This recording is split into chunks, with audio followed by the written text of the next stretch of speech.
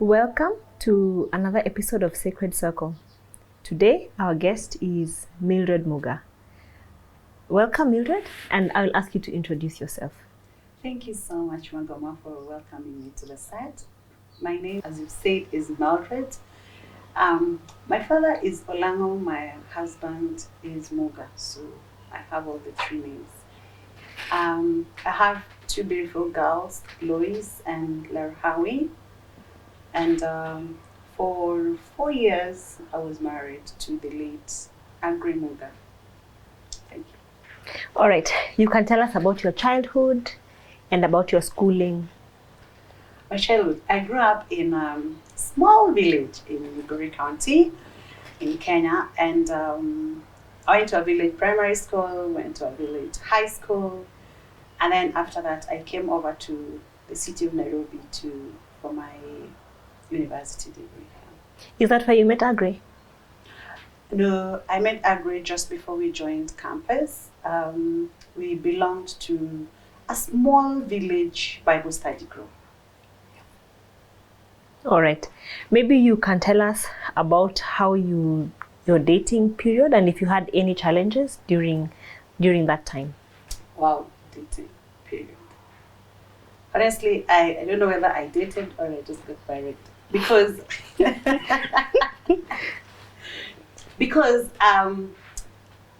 just before, that period, the 2-year period that we used to wait before joining campus. Yeah, so being a church girl, I joined the youth group and we were doing Bible studies. So when we came over to campus, we were just the two of us from the youth group. So we continued with our Bible study in campus. And through first year, through second year, to third year, we were friends. And we came from the same village. And so we were just friends. Then an accident happened and I realized, the emotions that grew up over all these years. And maybe if you talk about dating, I would say probably say dating in third year, maybe. That's when it was. But I feel that's when it occurred to me that there was more than normal friendly relationship between us, and there could be more to it. That's when I discovered this love into it. So from there on out, maybe let me call it dating. Yeah. But basically, I always say my adulthood, I grew up with him. He was always there. He was always there. You know that friend who, if you see Mildred, you're sure Agri is somewhere around. And if you see Agri, you're sure Mildred is somewhere around as far as campus life was concerned. We were in the same choir. We were in church boards together. We went home together. We came back together. So you spoke about an accident. When the accident happened, until some accident. Yes, I call it accident because, it didn't occur that somebody came and said, Mildred, can you be my girlfriend? No, it didn't happen like that. So we maintained our village, so I would shake your hand. Hi. It don't matter what everybody else was doing in campus, we would hug people, men. But when it comes to both of us, handshake. Yes. All right. Yeah, first year, second year, that's all we did. Okay. Then this time we went for a mission, and then in a frenzy of a new team has come in, and there's the people who are already there, and so we hugged, and we kept on hugging each other, and then in that mix, we hugged, and I noticed that. There is more here. There's more here. And I remember on our way back from the mission, I asked, did you notice what I noticed? And he laughed. Yeah, so I will call that our official date time. Okay. So that's the accident I refer to. Probably if I never hugged it, probably I don't know what you would have done. So. And then during this time, you had spoken about a loss that you both suffered. Sure. Our life, we've gone through several deaths when we were in first year, 3 months, he lost his dad, and that was his best friend. I think he grew up with his father. So when he lost the dad, he was so pained. And we were just fresh from campus, so people knew, but there was no bonds. So when he came back to campus, of course, I was there for him during the burial process from my youth group. So when he came back to campus, I was his main support system during that time. Then I think a year or two later, he lost his firstborn brother. That was another big blow for their family. And then we were there for each other. In fourth year, I lost my dad. So he was there for me. So our life was kind of just intertwined in several losses that, we were put in a space where we had to be the shoulder to cry on for each other. So when did you get married? Which year? We got married in 19 December 2010. 2010. Yeah. Oh, that's nice. And then you were married for how long? 4.5. 4.5 years. Mm-hmm. No, 3.5, sorry. 3.5. It didn't take. 2010 to 2015 is 3.5, right? 2010, 2015 is 5 years. No, December 2010 to May 30th, 2015 is... Four okay. And something. 4.5 years. Okay. Then. Okay. Sorry, I'm bad with dates. It's all right. So maybe we can just go straight to the accident. The accident. Wow. Accident.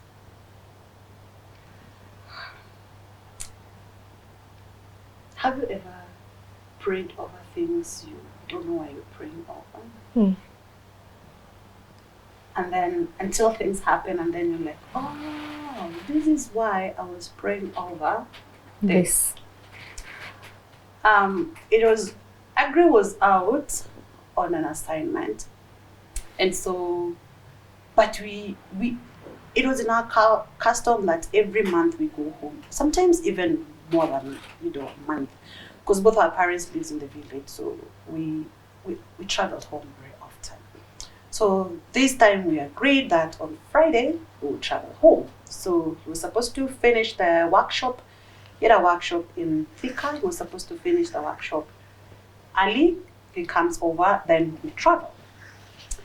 But for whatever reason, he was stuck in the workshop up and until 3 p.m. when he arrived in Nairobi. So we still decided to travel. We said, we are two drivers.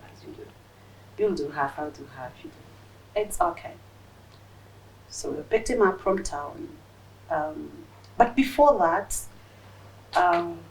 something strange happened.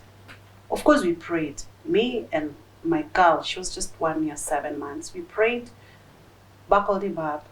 We entered the car and we went to pick Daddy. But Daddy said, let's pass by the house and drop work things, which was very strange. When you travel in a car and you have your luggage, you don't have to pass by home and drop them, really. They can just stay in the car, but he insisted. So we went all the way to the house, we dropped. And he insisted that I walk with him to the bedroom, which I did. Then he gave me the documents, the office documents. This is the office laptop, this is the office motor, and this is the extra change I came with from the miscellaneous account that I had, and I kept that. And I didn't think much about it, but it was very strange that he gave me office documents and office equipment and the office change to keep, But we prayed, and then we walked out, and then we went back again and prayed, and then we walked. Well, and then we started off the journey. Of course, our custom was on Friday, he had an interrupted time with the daughter. And that's what he did. So I was on the driving seat, and he was doing his normal Friday ritual of catching up with the girl. And they had fun, they laughed, they talked. Then at some point the girl slept, so we catched up on our week, how it was, what we did, what was good, what was not, like any normal couple would. Then he said, today, we've never been to our honeymoon hotel. in Kisii, so 2 nights, that's where we're gonna spend. I'm like, you're not going home straight? Like, no, you're not going home straight. I didn't think much about it. However, when we arrived in Narok, we decided to get cash. So we went to the bank to gather cash. Then he said, oh, now it's about 7, so let's give the girl food. So we switched the driver's seat. So I carried the baby on the passenger seat on my lap, and I gave her food. She ate. And we continued with the journey. Something strange happened in the journey in our mind. We started praying over crazy things. We prayed about nails that are planted on the road that burst tires. We prayed over, bandits, that attack people. We prayed over thugs that could, hammers. We kept on praying over strange things. But anyway, we continued, and then at some point, we started singing. Simple rhymes for the girl, So we prayed, we were singing, thank you, Lord, for making me eyes and nose, ears and feet, ears to hear and a mouth to speak, and how that beats for you. Ba-ram, bam, bam. This is as you're driving home now, as you're driving home. And then in the middle of that song, the only thing I saw was Agri was trying to turn hard the steering wheel back to the road. And the next thing is he's in horror. I can still see the horror on his face. Oh my gosh, I've killed my family. That's the last thing I remember. The next thing, I woke up in a hospital bed. Actually, it is the voice of my daughter cry. It was so shrill and so loud that I just said, that's my daughter, bring her over. She will not keep quiet until you bring her over. And instead of bringing the daughter, the nurse just got excited. She came over, she asked me 1,001 questions. The only thing I remember answering is giving her my phone pin. From there on, life was very friends. Things that happened as peace are things that people told me. I actually don't remember much of that month, 30th of May 2015 to the entire 2016 and part of 2017. I have very scattered memories of my own life. Of course, friends have tried to fill in. All you did is, like, they laugh at me at one time. They gave me food and I picked tissue and I wiped my mouth as if it was, something really bad. And they laugh at me. But I actually don't remember much about my life those 1.5 period. Why? Because the Lord, in His grace, blocked my mind. I remember asking my mom at night. I remember asking the nurse, where is Agri? And she said, he's in the male ward. And I'm like, you guys don't you know we are a couple? As in, you guys don't know that you can put us together. And then I was just ran away. I remember my family coming over. I remember seeing my mom, and she could not talk. She refused to talk to me. But I remember my mother-in-law praying that night. I don't remember things she prayed over, but I remember her praying. And that kind of calmed me down. But that night, everybody I asked, where's Agri? Just went. I remember that very vivid.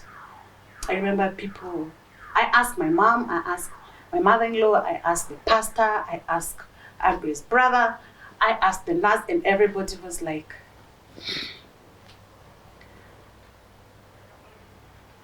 later I came to know that nobody was willing to break the news and tell me that he didn't survive. And but I thank God for his friends. I thank God for Dr. Campbell and his wife who gathered the courage in that space to come and tell me that, you know, Andre died. Yeah, I thank him for that, because, you know, a whole 6 hours of people just, your mind begins to create crazy things. So he didn't survive. According to the autopsy report, something must have hit him on the head. There was a blood flow to the front. So it seems like that is what killed him. It means he might have not lasted more than 4 minutes, I guess, from the impact to the time he died. That gives me hope because he didn't feel pain, at least. But something else about his death that puzzles me. Before the accident, I still remember the horror face that shouted, "I've killed my family." But when I got the opportunity to see him at the morgue, I did not see the horror face. I saw Agri in his sleep, calm, like there's no problem, everything is fine, you know. And I feel maybe the Lord explained to him before he slept. I feel there's no way he would have moved from that horror face to the calm, peaceful, sleepy man that is. You speak about having 2 children, but your story only has one.